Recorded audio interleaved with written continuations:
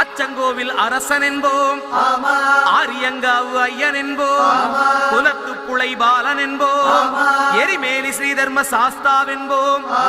சொரிமுத்து ஐயனார் அப்பன் என்போம், ஜோதிச ரூபன் என்போம், மகர்ஷி மர்தன் என்போம், மணிகண்ட சுவாமி என்போம், சுகுணவிலாசன் என்போம், சுந்தர ரூபன் என்போம், ஜாதி மத பேதமில்லா கடவுளாம், சத்திய வடிவான தெய்வமாம், ஆபத்தில் காப்பவனாம், அன்னதான பிரபுவாம், உலகத்தின் முப்பற்ற தெய்வமாம்,